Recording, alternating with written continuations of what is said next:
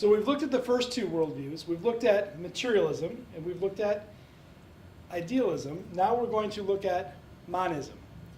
Monism is a little bit different because monism believes that both realms exist. It believes that the spiritual realm exists and the material realm exists, but instead of viewing them as separate, it views them as the same. Now, let me explain why this matters. See, if I'm a materialist and there is no spiritual answer to anything, then I become my own God.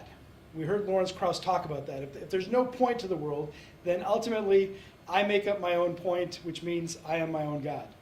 If we're idealists and we believe that none of this is real, it's all a shadow, and that our goal is to try to find our way out of the cave, we can try to climb out of the cave and maybe we'll get lucky enough to find what is real, or if there's a creator or if there's a God. But it really is up to us because we're the ones that have to wake up and take the pill, and we're the ones that have to do the work to get out of the cave. But if we're a monist and we believe that the material world and the spiritual world are actually the same, then what does that do to our perspective of God? Well, it makes us God.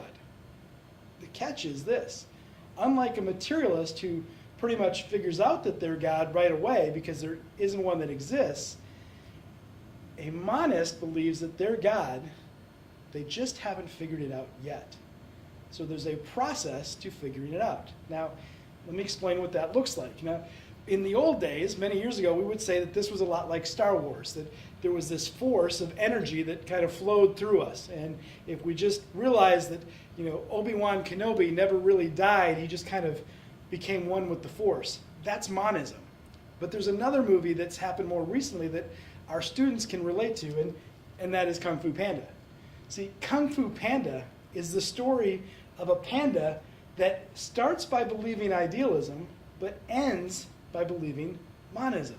Let me explain what it means. See, he's trying to figure out who he is. He's trying to figure out his identity. And remember, what we believe determines how we live. And so he goes through this entire series, this process of trials to figure out who he is. And then in the end, he gets given the gift that he's going to figure out who he is. And he opens it up, and it's going to hold the secret of life. And what's the secret of life? It's a mirror. It's his own reflection. And he looks deeply, and he realizes that there is no God who has a special answer for him that's going to enlighten him. He realizes the answer is in his own reflection. The answer is that he's had the answer all along. He just needed to figure out that he was the powerful one who was God himself. And the quote is, I've been asking myself that question, who am I? Am I the son of a panda? Am I the son of a goose? Am I a student? Am I a teacher? And he says, in that moment of enlightenment, no, I am all those things. All of the answers are found within. That's monism. All the answers are here. Remember in Star Wars when Luke Skywalker in the early stages is trying to figure out the Force, and he hears the voice of Obi-Wan Kenobi who says, search your feelings. And he closes the shield because he doesn't need to be part of the material world around him. He just needs to be one with the Force. That's monism. Monism says there is no secret ingredient. The answer is just you. See, in materialism, there is no God, so you become the God. In idealism, we don't really think that God cares or exists, so it's up to us to search to find him. But in monism, you are God, and you just have to figure it out. Now think about how that impacts how we live our life. Is it possible to be a Christian but act like a materialist? And the answer is yes. We do it all the time. In fact, some would say that the most famous verse in the Bible is that God helps those who help themselves. But the reality is that that's not in the Bible. But what does it reflect? It reflects a materialistic worldview. That, yeah, sure, God exists, but really, I'm the one who takes control. That's materialism. some of us live like, oh, sure, I know that I'm saved, but I have to continue to work my way to heaven. I need to be good in the morning so that God can bless me in the afternoon. That's a form of idealism. I need to continue to work towards becoming enlightened so that I can know God, so that I can be worthy of God, so that He can show favor to me. In fact, think about some of our early church architecture. Some of our early church architecture was so influenced by idealism.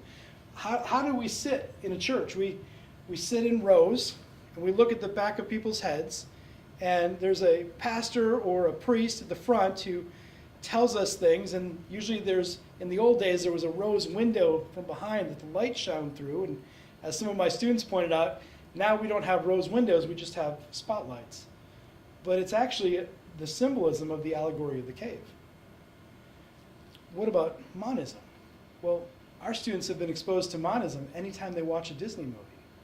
We have talking animals and talking material objects. Why? Because there's life. Monism teaches that there's life in all of these. See, all of these things have influenced our students, and yet unless we equip them to understand what they mean, unless we equip them with a lens, the world around them doesn't make any sense. The reason I bring up the Kung Fu Panda illustration is because a number of years ago when the last movie came out, some of my students, I love Kung Fu Panda movies, so I said, tonight I'm going to go to the movie, and it was opening night, and we came back to school the next day, and I said, who saw the movie? Wasn't it great?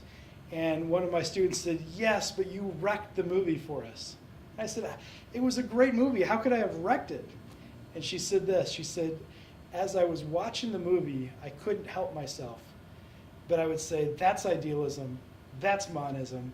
And she said, I couldn't help but see the worldviews that they were trying to teach me.